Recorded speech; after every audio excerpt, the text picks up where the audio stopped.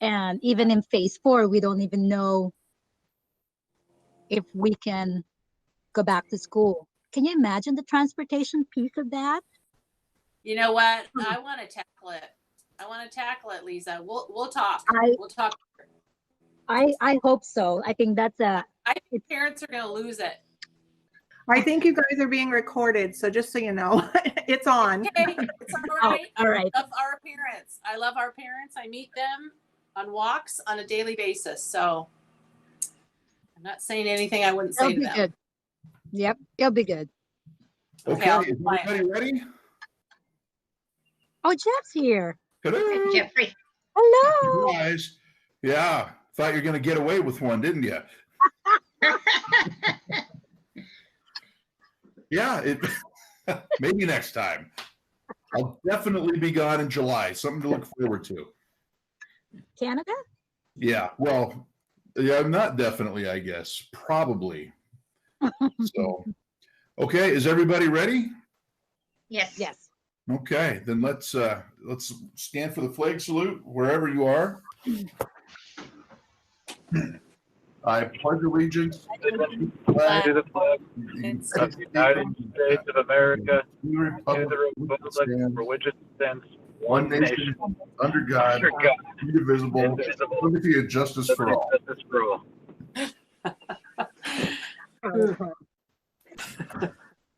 Okay, are there any changes and additions to the agenda tonight? No.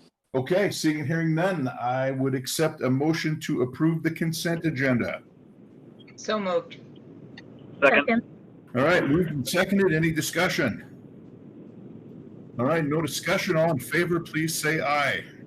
Aye. All right, any opposed? All right, consent agenda is passed. There will be no hearings of individuals and groups tonight. So Jeff, could I just mention, Yeah. I'd like to thank you under 4B, the approval of extracurricular.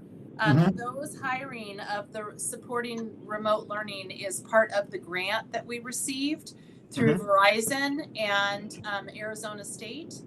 I'm super excited about that work. That will benefit the middle school students.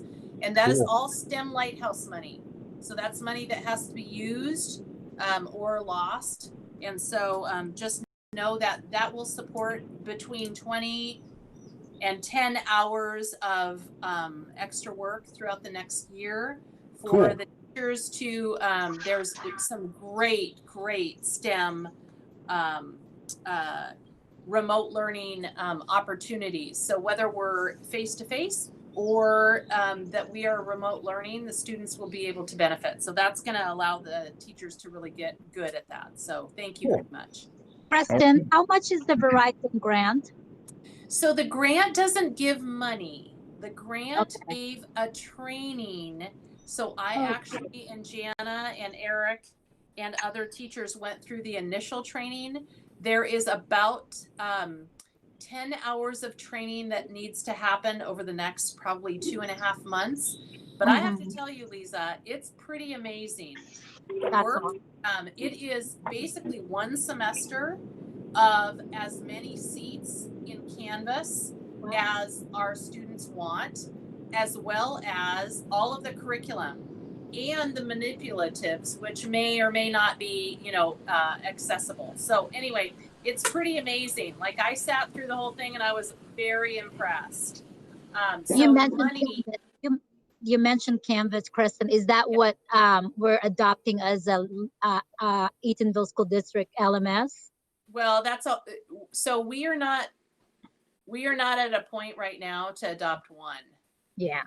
Right. And actually, there's a lot of teacher feedback that they want to have that conversation. That they want to have, the Google platform, the Facebook platform, and so. But that will be paid through the grant. So there's there is $4,000 worth of materials that will be coming to the middle school, and actually myself and Travis Rush each wrote a grant. So my understanding, I think that we get $8,000 worth of manipulatives, and those are they're doing I can't remember if it's the virtual. Anyway, we will have them report back to you what it is. Yeah. They're actual manipulatives that will come, and they're all technology based. But anyway, I was very impressed. The Verizon grant also includes coaching, side-by-side coaching, and training on the Canvas platform as well through ASU. So it's pretty amazing. I didn't know how wonderful it was, but I had an opportunity to join that. So I'm excited about the middle school students being able to have access to that. Yes. Thank you. Yep. Thank you, guys. Thank you, Creston. Okay, so there'll be no hearings of individuals and groups tonight. So we'll move on to our financial report. I don't have a lot to add to the written unless there are questions. But I did want to point out we've been doing some just some initial numbers crunching on the food service program. And year to date, even though basically our revenue stream stopped in March for paid lunches, we're actually still $14,000 ahead of revenue year to date over last year, which is great. The big news, though, is that we're forecasting right now to be about $250,000 under on the expenditure side. So, I mean, Terry and her staff have done a remarkable job of creating with what they have, making sure that nothing went to waste. We were actually a district that had some residual DOD left for the year that she felt we weren't going to be able to adequately use. And so we've actually turned that back into OSPI to share with some of the other larger districts that were running short on funding. So, and that's the fresh produce piece. So there's no reason for us to take that and try and store it over the summer. But we're inching closer in the black, I would say. It's going to be hard to get a real true read, but for a first year program, they've done a phenomenal job. Absolutely. Very cool. Okay. Anything else, Kim? Well, there's not a lot of enrollment fluctuation at this point, and really nothing that we weren't expecting. Obviously, June will be the big month as far as seeing where our levy collections finally land and what that means for the year. But our expenditures for May were actually $200,000 under where we were last year. So at least we can sort of balance out that loss of revenue and try to get to a break-even point. Good. Well, I guess it adds up not having the lights on every day. So yeah. Well, that's actually the big one is fuel, obviously, for the buses, right? Yeah, no, there's all kinds of little things. So, okay, well, thank you, Kim. All right. So we have no unfinished business. We'll move on to new business discussions surrounding the opening of schools. Well, so tomorrow, as you noted, I sent out the message this week for all of you. Tomorrow, I'm in the stakeholders group for planning.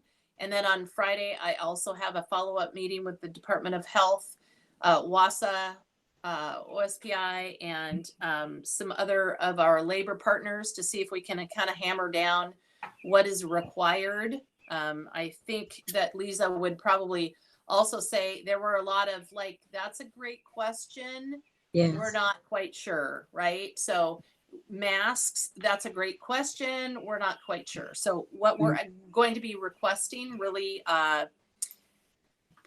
pretty hard is we want to know what the musts and the requirements are, and then what is what is more soft, what is recommendations, because recommendations and considerations are not requirements. And so hopefully by the end of this week we'll have a better feel for that. But what I want to say in terms of opening schools, we know that extracurricular activities will be different. So I want to thank you for approving C5, which was adding the co-curricular to now be part of the EEA, and it's now in their CBA. So we had a very successful, I want to thank Michael Sneezak and all of his team. for talking through a lot of the work. It was very positive. And so now, before the co-curricular, just to explain for those of you that may not know, the co-curricular was under the coach's contract. And what we did is we separated out all the WIAA coaches and kept them in the coach's contract. And then we moved the co-curricular into the CBA. So that will live and breathe into the CBA contract. And so really good conversation. However, one thing that you see in your documentation, we have been having an ongoing conversation with RMP, our risk management pool, and continuously and consistently, they have recommended that due to the high liability associated with our equestrian program, already drastically increasing our insurance premiums, and we don't even know, we can't anticipate what COVID will do with our insurance premiums, and involvement in the program by other than districts. So in the equestrian program, it is wide open to other school districts. So students that do not reside in Eatonville nor go to school in Eatonville are part of that program and that club. I am asking you to consider moving to disassociate the district from any future involvement with the program beginning with the 2020-2021 school year. Such a dissolution, so we will be separating from them of district involvement, does not preclude, so that this does not prohibit the option for the program to run as a wholly community entity, which it does in different districts, in other areas and regions in the school district. And prior to pretty much my arrival and probably a couple of my predecessors, the community entity, this club, the equestrian team, which was associated with Eatonville, would still be able to function. Students still would be able to compete. They still would be able to do all of the activities that they do now. The difference would be that the district would be released from the chance of catastrophic losses inherent in the program. And so consistently, risk management has advised us not to have that within our co-curriculars. So that is really what I am asking for at this time, or at least for you to discuss this, because it is a large issue. We do pay a 5%, or I'm sorry, 17%. I have to look at Kim. Wow. 17% stipend for a club coach, but that really isn't the reason why. Really, the reason why is to allow students to do that club outside. Many clubs prior to this, like the rifle club, the archery club, gymnastic clubs, have been in this realm, and they have disassociated from the school district. And really, it is about liability. Mm-hmm. It's not that the students couldn't be recognized. They could be recognized through the high school, but they just will not be connected to the high school. So I'm bringing that forward today in terms of a discussion, but this is not a new discussion. I have raised it, I think, for the last 2 years. And now with COVID-19, it is a very, we don't know what the turnaround, and we don't know what the impact will be on our fees. And we pay quite a bit for insurance. Yeah. So we were notified of a 16.6% increase for next year. So we know for sure our premiums are already rising $42,000 for next year. Kim, can you just give a ballpark how much we pay per year? Because I think it's significant. The board needs to know that. The premium for next year is $310,000. Yeah. That includes the 26% increase? 16%. Yes, it does. 16%. Yeah. That's wow. Yeah. That's a heck of a premium. And you're right. This is something that risk management has been on us for several years. Creston has too. And it's my understanding we don't actually support the equestrian team anyways, do we? They fundraise under the Mhm. ASP, under club. So they have the opportunity to do that. Mhm. It is different than other clubs that we have. Many of our clubs have a very low threshold, like our Knowledgeable, and there's a whole variety of different clubs within that CBA and co-curricular. But equestrian is quite expensive, and they do raise a lot of money. And the parents raise a lot of money to be able to do that club. We do value that club very much, and the students certainly. But we know that there are many districts that do not have that in their school district at all. So we have become a mecca for other school districts, for student and homeschool students, for them to be part of that club. Right. And unfortunately, it's such a high risk that Okay. Somebody is in the area of a wind or draft. There we go. It's muted. Very good. Yeah, well, it's been a very successful team. I think disassociating the district from them is not going to change that. I mean, that really has been spearheaded by the families, the community for several years now. And that's just an awful lot of money to be paying for one club. So I would certainly be in favor of doing that. Anybody else have thoughts on that? I mean, I would like to get some, or to hear personally some of the input from people involved in the club, as well as parents and the community, as well as see what the ballpark financial impacts are. Like, I understand that it's significant, but being able to put a dollar number on savings, as well as hear from the community, I think would be prudent before we made a final decision on this one. Matt, if I may, there won't be any savings. The 310,000 that's our premium for next year. So in terms of saving us on the premiums, it won't at this point. They certainly can add to that if they feel that the equestrian liability is too high. Honestly, our biggest issue here is that it opens us up to a mega million lawsuit should something happen. I agree. And it's always bothered me that they're just taking any and all kids from wherever. That's been my biggest problem with it. So yeah, definitely. If we're shouldering the burden here, we should definitely be making sure that it's representing our community. So Matt, what I could address is that, it won't change the ability for students to be part of that. They are under the umbrella of the WASHET, which is the Washington Association something horse something. But they actually purchase their insurance out of there, and that they are outside clubs. So the students will still be able to participate. It's just that we will not sponsor a club advisor, nor will we have any fundraiser go through the ASB. So that's the difference. The difference is not that the students cannot participate, because actually state is under the WASHET. So if it would be helpful for you, I would be happy to forward some of the letters under the equestrian program that have been referenced through the Washington State Risk Management Pool, and also some of the history. So Debbie can definitely, we have that available. And if that would be important for the board to see and consider before moving forward, I'm more than happy to do that.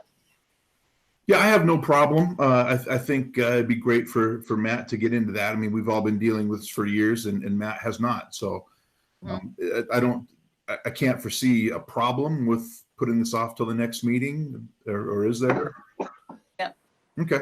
So why don't we let Matt get up to speed, and I think all of us probably could benefit from reading some of those letters too. So yeah, any other thoughts from Paulette or Rhonda or Lisa?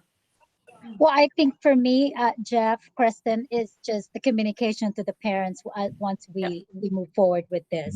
And I trust that you will share that kind of information or that communication to the parents, and they will be very understanding of that. So I actually would like to share something. So last fall, I had a letter that was going to go to both the parents and the advisor for that program.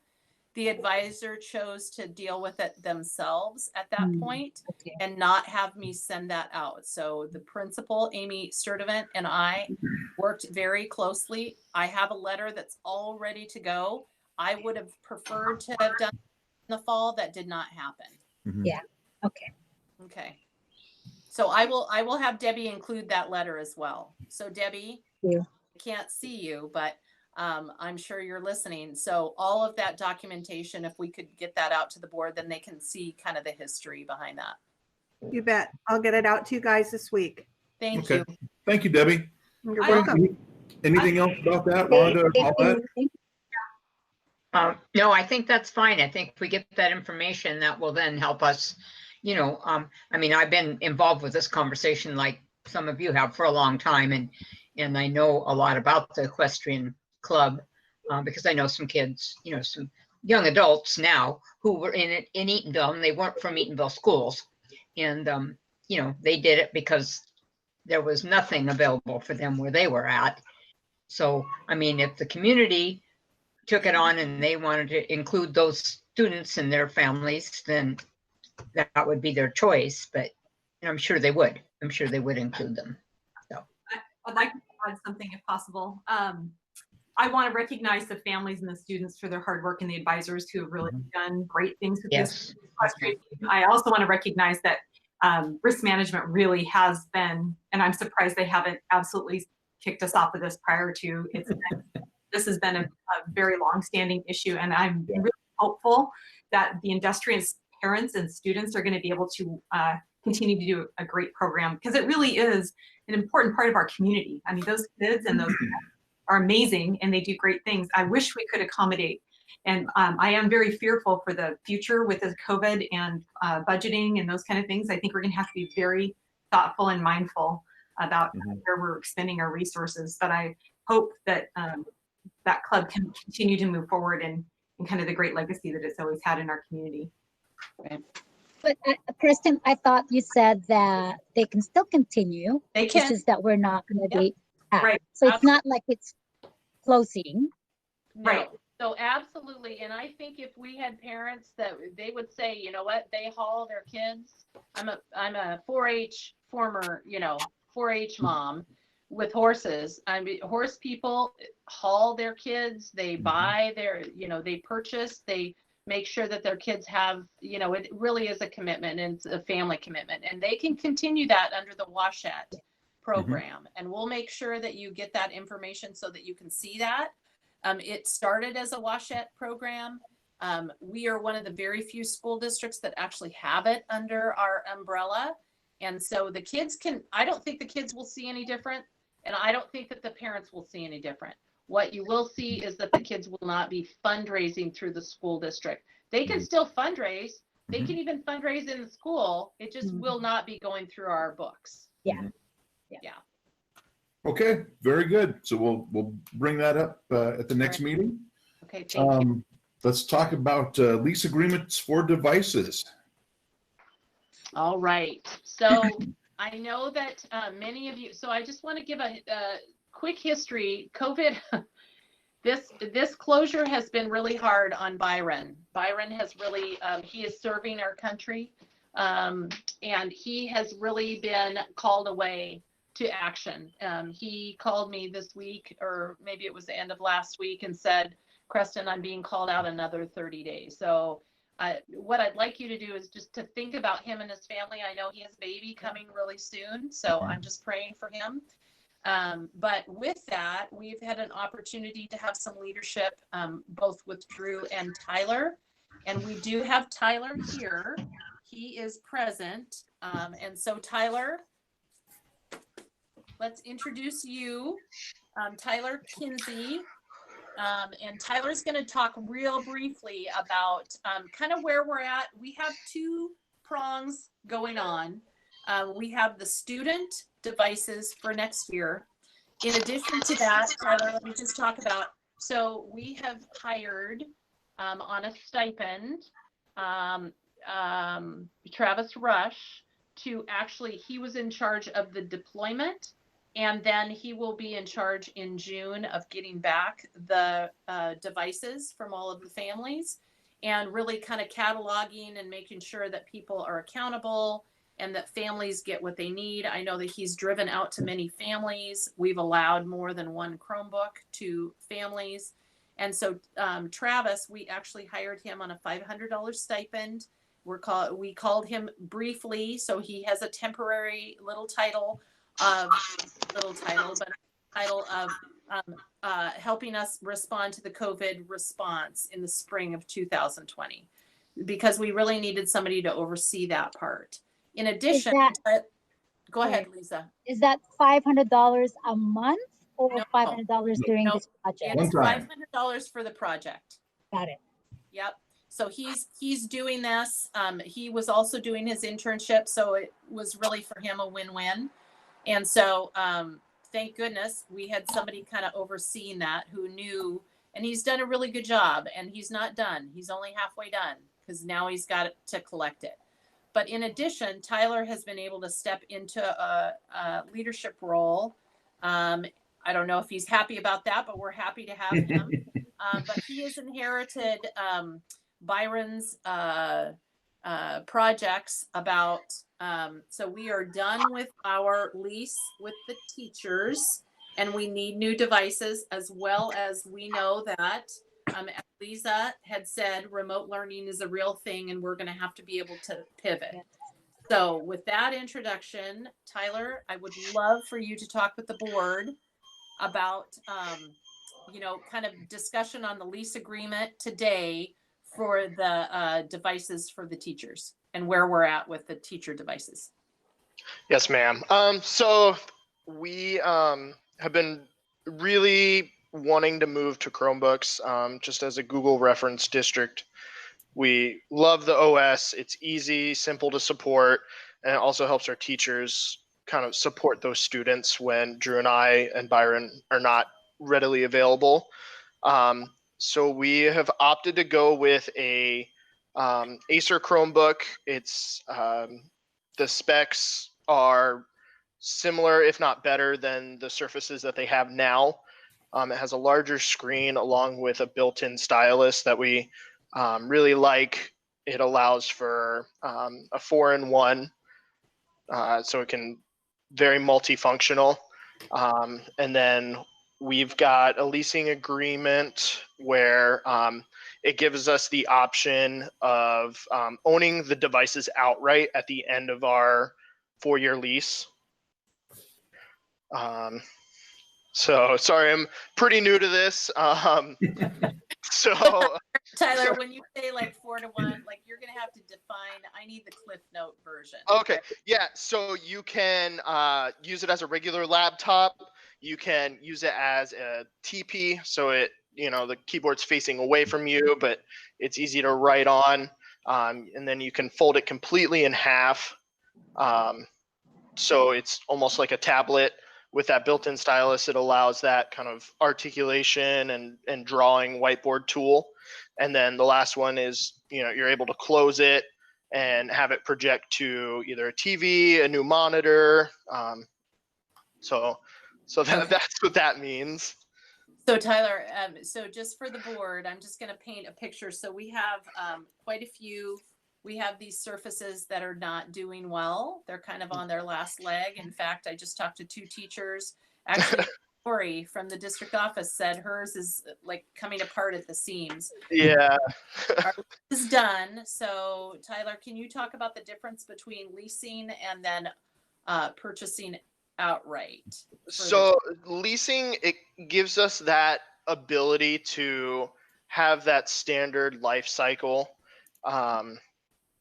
Whereas buying outright, it's a lot more money up front, where with the lease, we can spread it out through the 4 years or, whatever terms we agree to. And so it gives us that ability to kind of be more flexible. Mm-hmm. So we recognize that we really didn't need to come to you with a lease option because of the policy language, but we did want you to have a chance to talk with Tyler about kind of that decision making, and if you had any questions around that. Yeah. So Tyler, question: who do we lease these from? Is it from Google or from Acer or from a third party? So it is from a third party. Okay. We work with a distributor. They have a licensed lease company that they work with, and this leasing company would be American Capital. Okay. And I mean, I'm not much of a tech guy, but it seems like I wouldn't want to buy a 4-year-old computer at the end of the lease. What do you think about that? So we're thinking more of when those become not obsolete. So Google did just announce that all new model Chromebooks will receive Chrome OS updates and for 7 years after their production date ends. So that gives us a long term of these devices are, secure and up to date with everything. And we were thinking about having that pool for substitute teachers. If somebody has to step out, every now and again they'll take their laptop if they're on vacation or anything. So we'll have that stockpile for substitute teachers or new hires until we can get that new device in, as well as possibly letting students check those Chromebooks out. So we're not losing any in class, or one of their devices breaks, we have those immediately to hand off. Okay, right on. And what do you think of the ruggedness of the Acer hardware? They're great. They're the top of the line Chromebook that Acer makes. The hardware, like I said, it's very comparable to what's inside of a Surface or a Dell. So it's very comparable. There's not a huge market for, processors or RAM. So it's really just kind of that Chrome OS that's the biggest difference. Okay, thank you.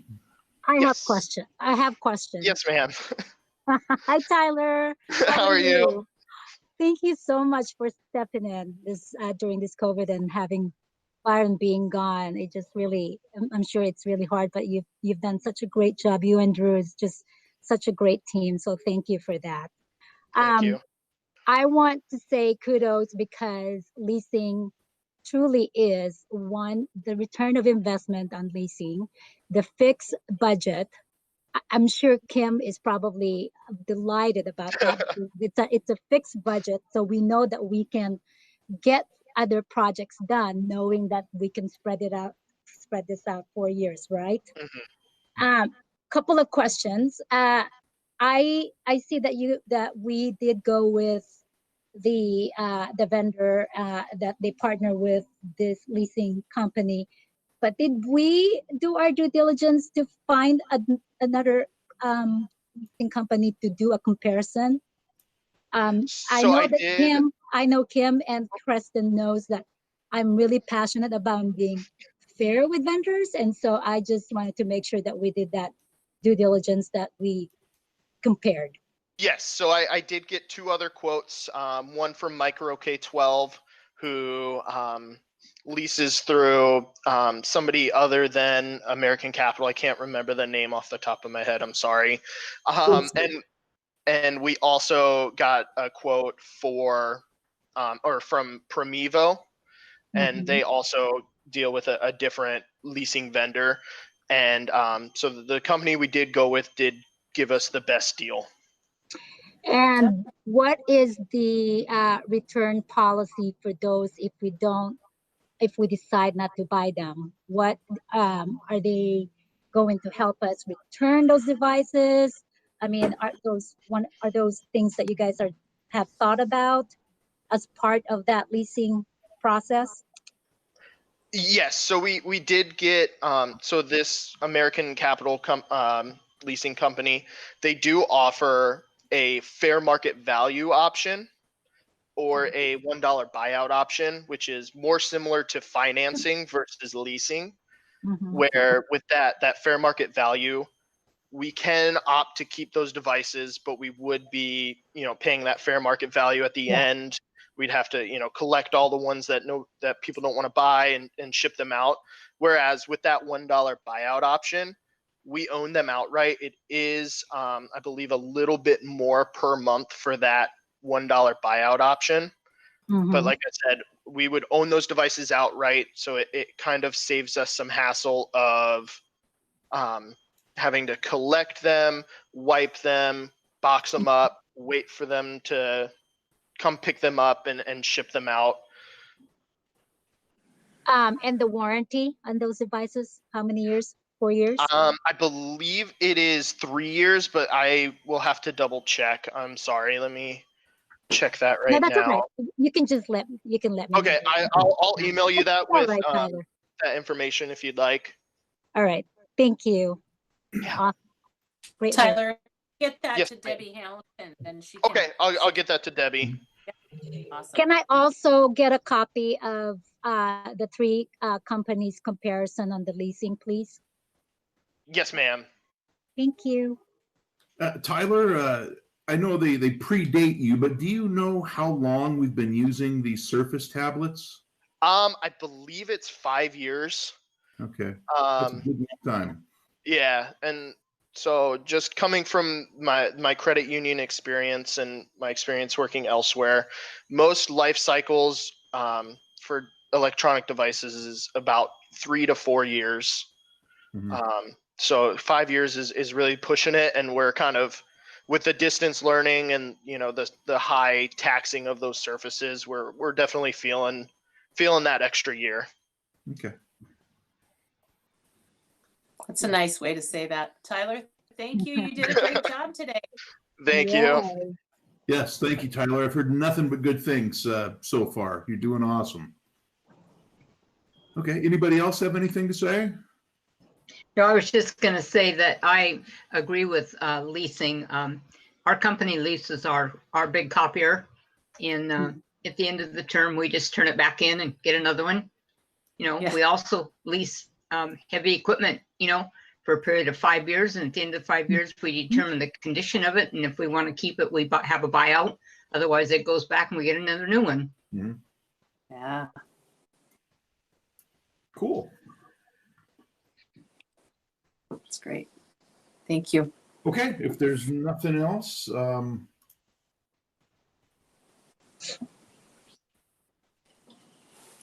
this is nothing we need to make a decision on tonight. Then we're going to wait until we have the contract in front of us, Creston. I don't know that you have to approve it. I just Okay. wanted you to have knowledge and discussion about it before we went to lease. Okay, cool. So we'll get you the information, and we won't lease it until you feel confident and comfortable that it's a good decision. Okay, well. But I would say, okay, now having said that, Kim, I need you to, so there is a time factor. Correct. Because They are, and then Tyler, there is a time factor. Correct. So they are need to be able to have it in their hands, correct? right. So they are currently in stock. Okay. So if you wanted to approve tonight, and I did just email you all three quotes. Tyler had sent them to me, and I had an email ready to go. So you have those already. Oh, thank you so much, Kim. But we would like to be able to give them to staff before they leave for the summer, so that they have something to plan for the fall with. So if we need to hold an emergency meeting, we can. But the sooner that we can get moving on a contract, the better off we are in terms of actually getting those in time for our two-man tech department to do everything they need to for 130 devices and get them back out in the hands of our teachers. Yeah. So I think with that, I'd like to review it. Yes. okay. So with that in mind, I think that time is a factor. So would it be possible to have a quick special meeting on Friday? Lisa, would that give you enough time to look through and the information? And if you have any questions tomorrow, and then even if 3 of you could call in and just give the okay, that would be great. Yeah, I'll be what available. I've heard from people I have heard that teachers want whatever, as much information by the 16th, the last day of school, as possible. And so what we'd like to do is to be able to give that to them the 15th and 16th so they can play around with it. We'll have our IT people around, we'll have Travis around. And so if we could do that, that's what I would ask of you, if we could do that. Okay. Yeah. Okay. So let's shoot for a meeting Friday. I agree. I think as it becomes apparent in the next, weeks and months, a lot of districts are going to see distance is definitely going to be the order of the future. And I think devices are probably going to start disappearing quick. So. Well, and these are our staff ones. These are not our student ones. So if we get it in the hands of staff before they leave, their summer, whatever their summer is going to look like, then they can plan for that. Okay, cool. That's awesome. Okay, anything else about that? Sounds good. So Friday. Okay, now what everybody's been waiting for, let's talk to Kim about audits and interfund loans. Yes. Take I it have away. such good things to share with you, don't I? So, as you know, we had one audit finding this year. Actually, we had two, but the one was on, we did not run debarment on Bethel School District when we contracted with them for our food service. It turns out we are not the only district in the state to get caught in that particular snafu. I know of one other that had a finding for not running debarment on PSESD. So apparently this was a focus for the auditors this year. We assumed that a school district receiving federal funds would be in good standing. And now we know that an assumption is improper, and we will be running debarment on any and all entities going forward. And the other piece was, as far as verifying our free and reduced lunch, they found 4 forms on which the calculation had been done incorrectly for a total of $496. And of course, our district office staff has done some additional training through the ESD and through all the documentation that the auditors provided. So they do know where the error was, and they were mortified, frankly, and it will not happen again. So those were the 2 big ones. We did have a couple of smaller just exit items. Trying to say politely, in my mind, they're along the same lines as not running debarment on your own educational service district. So an exit item was on our pension liability note, which is generated by OSPI. And so when the audit started and the auditor said, do you have any concerns? I said, yes, I couldn't get this to reconcile. The numbers from OSPI were incorrect. So here is how I calculated them. And the response was, well, but they released a new note. And I went back and they did not. So all of our finals are due October 25th. The last thing released by OSPI was October 21st. So there was no correction. So it was actually something that I had brought to their attention that I had to go back on. And for that, I was thanked profoundly. So, good job, Pam. Right. The taxes receivable is another issue. It's an estimation that the county makes as far as what you're going to receive in taxes for the rest of the year. We understated what we thought was going to be coming in. And again, it's an estimation. This is not real money. And we made the correction in October, but didn't go back and recorrect or restate what we thought might be coming in revenue on last year's F-196. So we did go through OSPI, made a correction on the F-196 and resubmitted that. And that was all clean after the fact. And I know Krista is on. She could address that if you had any more questions on that. But it was something that she and I had a conversation on last fall. It was like, well, does it make a difference, sort of like budget capacity, whether I say I'm going to have a $500,000 capacity or $1 million capacity? It's money we think might show up. And so basically they had an exit item that she understated our capacity for further levy collections. So just to clarify, Kim, so we collected more money than you had stated. Is that correct?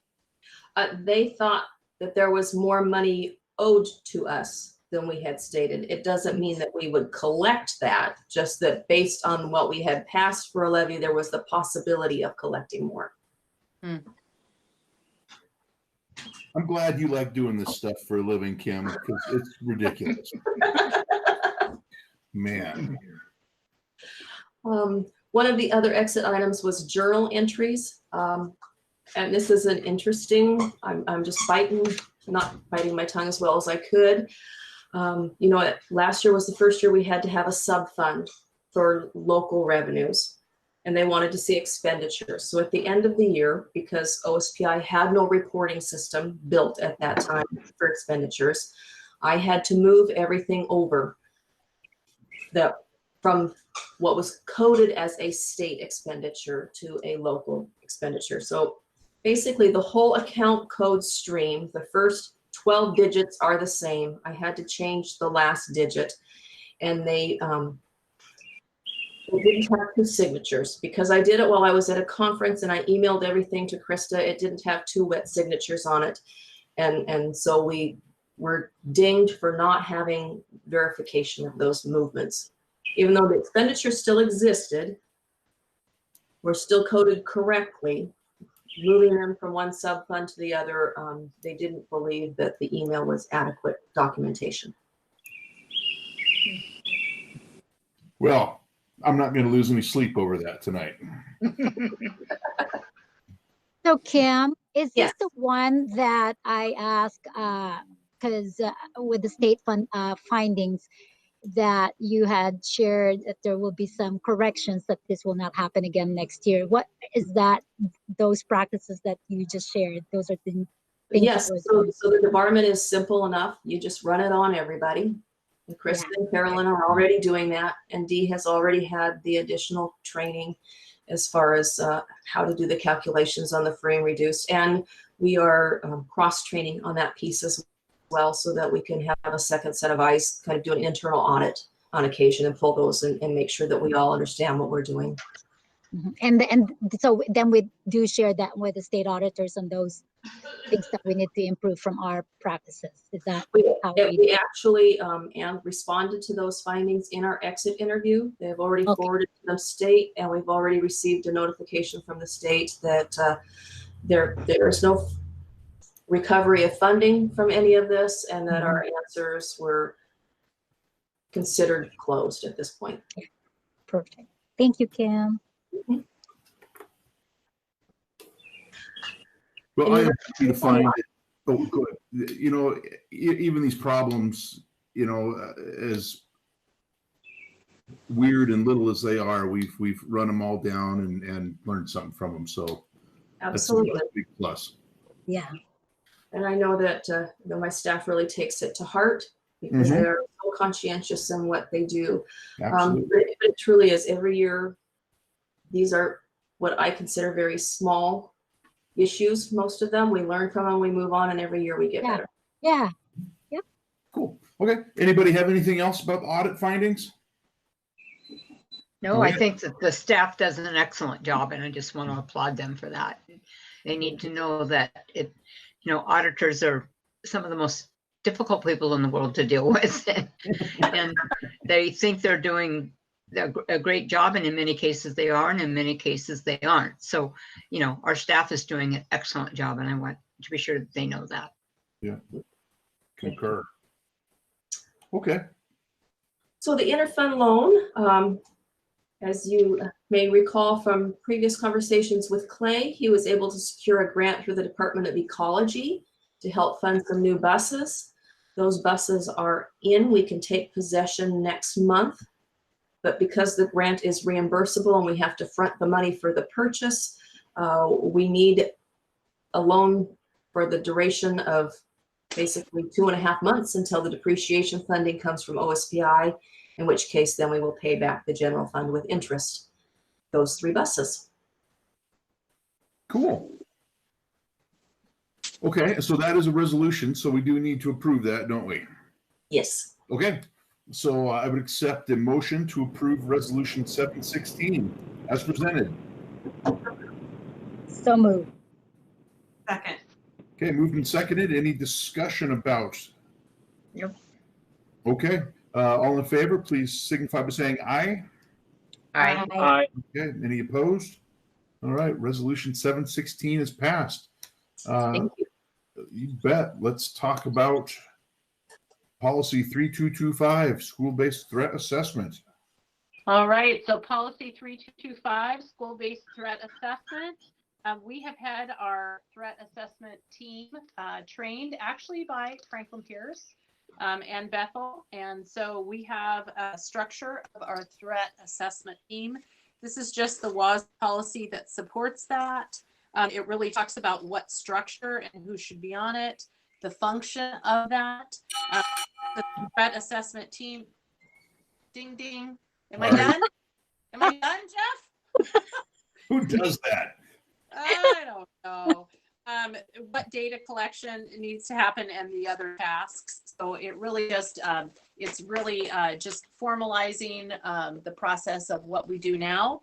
And so I ask that you approve 3225 as written and presented. Very good. Okay, I've read it. I don't have any issues on it, so I would accept a motion to approve WASDA policy 3225 as presented. So So moved. moved. Second. Okay, moved and seconded. Any discussion on the policy? Okay, seeing and hearing none. All in favor, please signify by saying aye. Aye. Aye. All right, any opposed? Okay, policy 3225 is approved. Creston, take it away. Comment for us. You know what? Someday I will see all of you. I really do miss you. I like being on my porch. It's really, you know what? The work that you do and the work that you sponsor and allow us to do with our school team is pretty amazing. And so I want to thank you for that.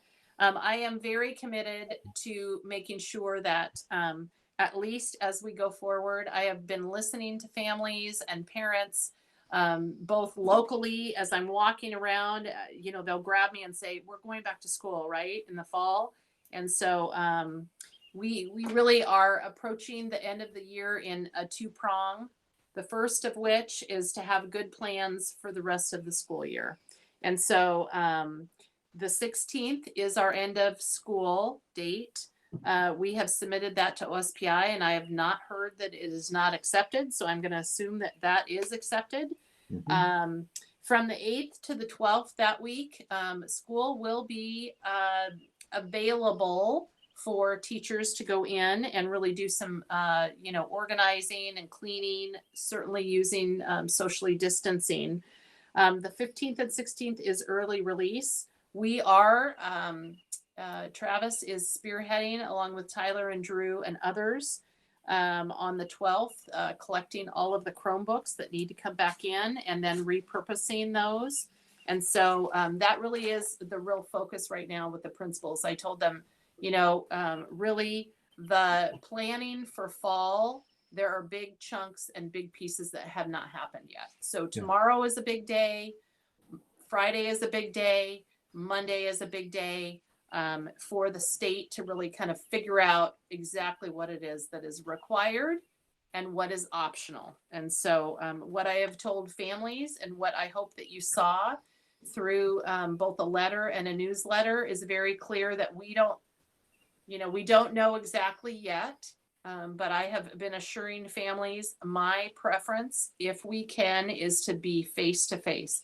We have students that for special needs or for whatever reason, they need to be face-to-face. Many of our families are saying, I have to go back to work. So looking at childcare options, all of those pieces, I will be advocating for very hard at the state level. And our principals are really committed to making sure that it's not new normal, but it is a socially distanced ability for us to provide equity and opportunities for children. So kind of want to start off with that. I also want to tell you that I have taken a STEM drone class through Embry-Riddle and I have my certificate. And it's my first time doing Canvas. And so it was great. I did it because I really had never taken an online class, and David 30acre had sent me an invite. And so I completed it and I did all my badges and I have a certificate. So I really liked it. I finished last night at 11:30. I was like, I've got to finish so I could tell the board. So anyway, I don't get anything for it, but it was really a good experience. And I really appreciate it. We really have a gem in the 30acre family. I just have to say, because he did a great job, really, really great and rich information. And the second thing is I'm almost done with my Dare to Lead certificate. And that has been really good as well, to lead into really hard conversations with vulnerability and being able to be authentic. So two things that I don't know if I would have been able to do if I had not been doing remote learning. Right now, the district office, we're having to keep people out of there. So it is pretty much, Pam is in, Kim, I'm sure, was in today. We're trying to not be in every single day to limit exposure, but we are definitely ready for that phase 2 and have been planning that. So our staff will have an opportunity to come and do work, whether it's weeding or cleaning or doing a variety of preparation. We anticipate that next week. I want to say a thank you to Terry and our food service. They are absolutely amazing. The fact that they're saving money is just kind of like the cherry on top with ice cream, because I have to say they are amazing. They have been an amazing team. They've gotten along so well, and Terry is really quite a wonderful leader, and I'm just really glad. And I'm really glad that we went local, and we've really given her an opportunity. I don't know if you had an opportunity to see, she was highlighted in a national news special. I was contacted and she did a great job. So I'm really proud of her. And then I also want to thank our district office staff and Kim leading that. They are working hard and making sure that payroll is, adequate and good. And all of this uncertain time, they have been really stellar. Contracts have gotten out, both PSE assurances. I want to make sure that I'm saying that correctly. Kim, yes? PSE Those go out on Monday. Yes, Okay. Dee has them ready to go. Right, those will go out on Monday and then are certificated. So it's a lot of work. There's a lot of work that is being done. I also want to thank Kristen and her staff for special education. That's really hard to do remotely, and it's a huge equity gap nationally. And I just want to thank her and her staff, as well as I really want to really thank the teachers. This is a long, hard haul right now, and our families are doing the best. Our parents, our teachers, and they're doing their best. But we're really looking forward to the 16th and saying goodbye to everybody and allowing them to go and enjoy their summer, although it will be strange. Maybe by then Pierce County will be phase 2. And I just want to thank you for the opportunity to lead during really uncertain times. I don't know if in my wildest dreams I had anticipated that we would be living through a pandemic and doing remote school board meetings, and that I would be on state meetings with really high officials on Zoom on my porch. But it really has rammed home the work that we have done and that you have allowed our staff to do and myself to do around being innovative and project-based to incorporate STEM and nature learning. It really is the right work, and it will be the right path as we start to come back. And that science is so, so important. We are seeing that. Many of you, I'm thinking of Matt, you were on the front lines in terms of medical, but really the focus for our students and their future. I am worried about mental health and our families, as well as our parents, as well as myself at times. It's a very strange world that we're living in, and I don't think it's going to be done in September when we open up. So we're going to have to be flexible. I want to thank Tyler and Drew and Byron from afar, and Travis for doing the really hard work around remote learning and being really champions of, but it doesn't take the place of face-to-face or loving kids. And so, that balance we're going to have to find. Tomorrow, just one last thing, tomorrow, Thursday from 3 to 4, we have asked the group that really had coalesced the day before we closed, the day that I went down and stood with the governor to close schools. That group was meeting at Weyerhaeuser, which included faith leaders, but it also included some of our parents and parent community members that are both medically and connected to food service and childcare, to meet remotely. I'm just going to name it. I'm feeling vulnerable because we're going to have them go out into Zoom meetings, and they will be coalescing around those 3 questions that I had sent out to you today. The principals had asked the same 3 questions out to staff. And basically it's how have we done, right? In a nutshell, what do we need to be thinking about for the fall, and what considerations would you like to see? And so it's kind of those 3 buckets. We anticipate, we couldn't invite the whole community to this. So we did select, the principals selected 60 people. And I'm nervous because I have never done it before. So Lisa, maybe you can, give us some good hints. I've been part of it, but Lynn and myself and I don't know if it's Drew or John, but they're gonna be available, and we're just gonna talk. We're gonna gather information. We'll send out a survey to them afterwards, and then I'm gonna be asking them some questions about how we can get good feedback and what resources do we have in the community. One last thing I'm thinking about is childcare. We have not provided childcare really in our district. We offered it for first responders, and then Bethel took our families. But at this point, I don't know how many families are actually doing that. In British Columbia, the teachers are considered to be first responders. But, as people go back to work, we're going to have to come up with something. And so I just ask that you sit with me and be innovative around that, because people need to get back to work. And I know that we need to have safety considerations. And I know that, it is a dangerous time with a dangerous pandemic.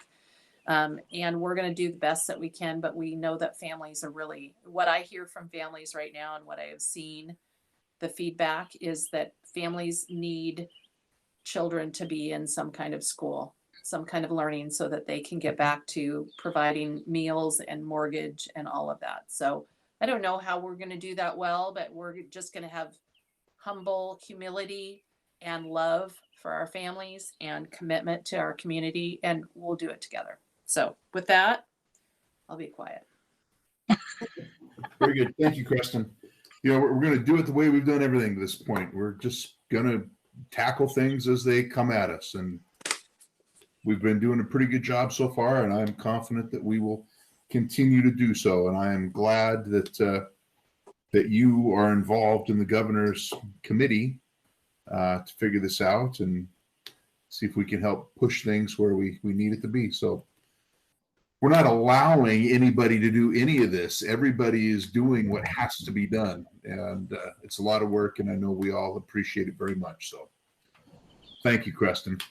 Okay, so board, anybody have anything to say? Woo, nothing but birds. Awesome. Okay, well, I've got nothing to add beyond that. So let's adjourn this meeting at 8:04. Yay. Thank you, everybody. All right. Good night. Take care. Thank you. Take care. Bye, everyone. Good night. Good night. Good job, Tyler. Thanks. Oh, Paulette, you're on the big screen for me. Hi. All right. Hi, guys. Oh, there's Rhonda. Hi.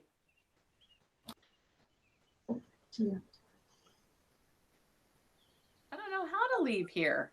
Let's see. You are stuck there forever. Help me. Is it just you and me? Yeah. No, Drew's still here. end the recording. We're all good.